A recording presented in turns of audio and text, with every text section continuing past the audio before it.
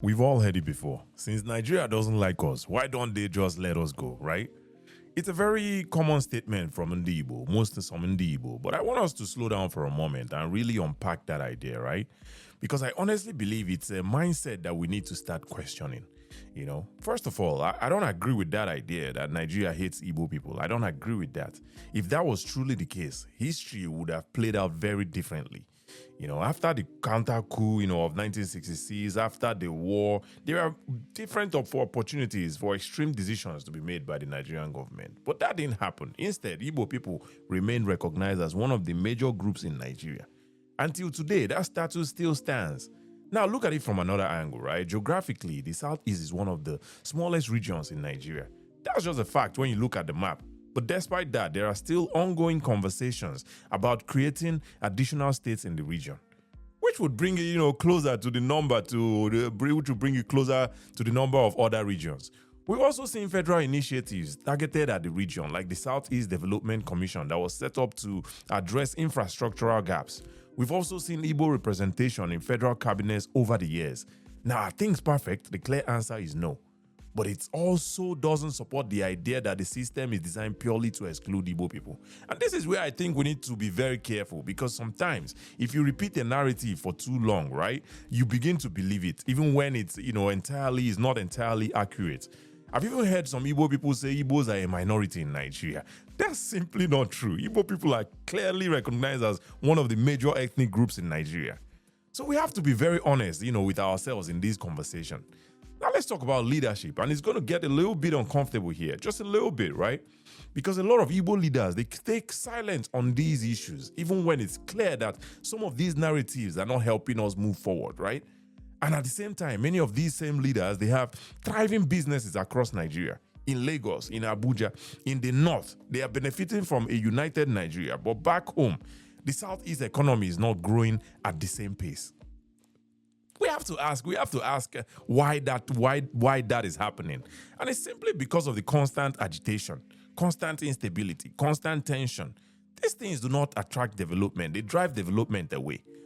Now, let me say something clearly, right? Nigeria has a leadership problem, but that problem is not unique to Igbo people. It affects every region, every tribe, every Nigerian.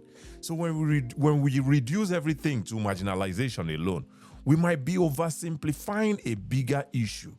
Yes, there are grievances. Yes, there are areas where fairness can improve. But we also have to ask, right? We also have to ask, are we using the right solutions? Because calling for division every time does not automatically solve structural problems. And if we look across Nigeria, other regions have also faced political challenges. There have been disputes, there have been disagreements, federal-state tensions. For instance, Obasanjo, he withheld Lagos state government money. And Tinubu recently suspended Governor Sim Fubara of Rivers State. But these situations did not immediately translate into calls for separation or marginalization. Now let's bring it back home. The war happened. It was painful. It left scars, deep scars, right?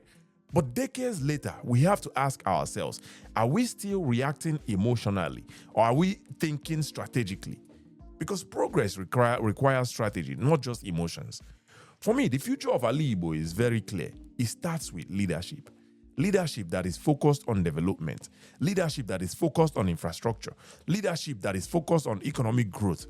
Imagine a Southeast where there is stable electricity, modern markets are built and structured, security is guaranteed, industries and factories are active, businesses can run 24 hours if they want to. That's the kind of an environment that creates real power, not agitation, not slogans. Structure, real structure. And most importantly, leaders who genuinely care about the region, not just politically, but economically and strategically. Because when that kind of leadership emerges, something interesting is going to happen, right? The frustration will reduce. The agitation will reduce. The noise will reduce. Not because people were silenced, but because progress replaced it. At the end of the day, I believe this, right? The future of Ndigbo will not be decided by separation. It will be decided by leadership, strategy, and development. And the sooner we focus on these things, right, the faster Alaigbo will rise. Anyway, If you enjoyed this episode, please feel free to like, share, subscribe, turn on the notification bell, and if you have any disagreement, please feel free to leave it in the comment section. And until next time, my name is Kachi, and this is the Beer Parlour Podcast. Peace.